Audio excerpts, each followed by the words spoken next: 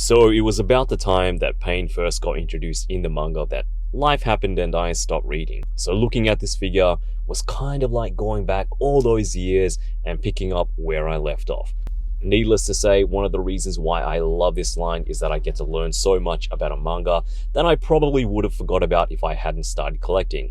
Funny how things turn out, huh? So here he is, the poster boy leader of the Akatsuki, Yahiko, the Deva Path himself, S.H.FIGUARTS Pain Tendo. Let's go. Alright, so let's get the obvious out of the way first. Pain reuses the same Akatsuki cloak as Itachi, same design, same colors, as it should be, same size, which isn't exactly a bad thing. For the most part, it does the job. You get Pain into pretty much all his ninja action poses, and the little red clouds are nice and clean with no bleed, and you have your little hook at the front to hold it all together.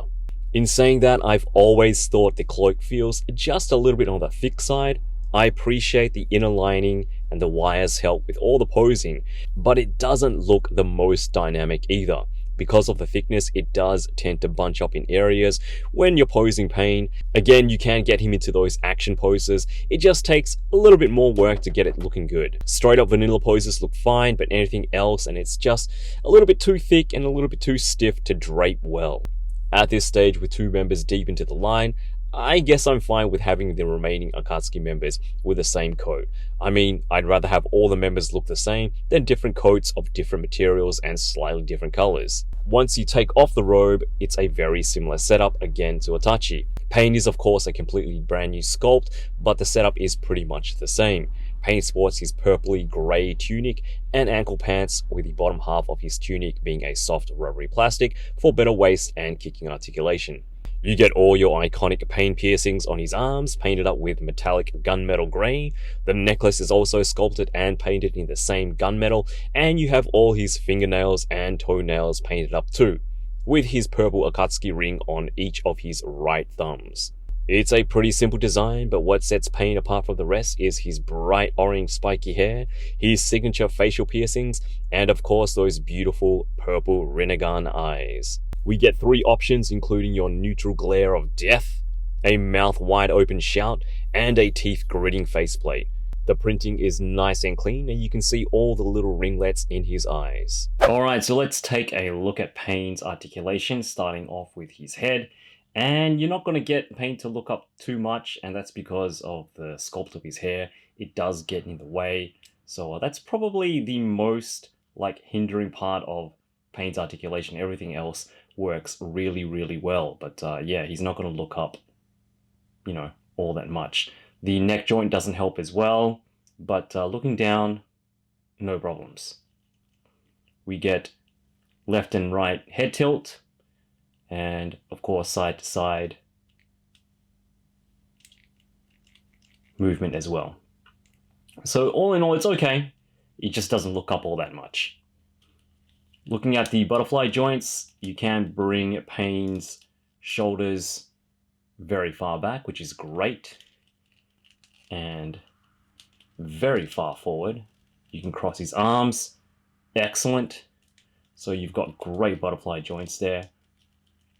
His arms do go, no they don't, just be careful there. His arm popped out, and I'm having trouble putting it back in.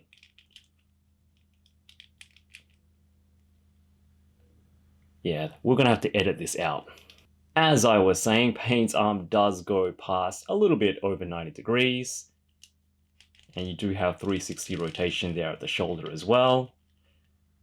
You do have a hidden bicep cut, which is great, where the shirt and arm meets. You do have a double jointed elbow. The shirt does get in the way there, but that's really good range anyway.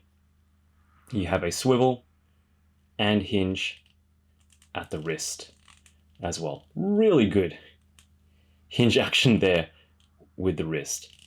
Yeah, that's really good, a lot better than most. For his ab articulation, you do get a very good forward crunch and a very good bend back as well. You do have side-to-side rotation, not side-to-side rotation, side-to-side tilt And you do have a swivel there at the lower and at the upper waist as well. Again, as I mentioned, this lower tunic part is made from a softer rubbery plastic, so you do get a lot of range there in the ab diaphragm section. For his legs, Pain does do the splits perfectly 180, which is great. He kicks up pretty well and kicks back a really good amount as well. So you get a really nice forward kick.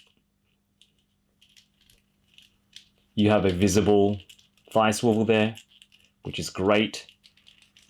Double knees, very good range. As with all Naruto line figures, you do have that thigh cut there, and you do have that ball joint there at the ankle as well.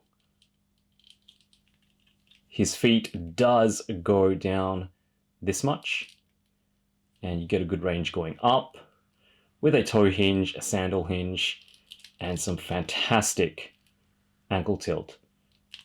So again, all the great Naruto line articulation we've all come to know and love. Which also comes with Pain as well. So you're going to have a lot of fun posing this guy.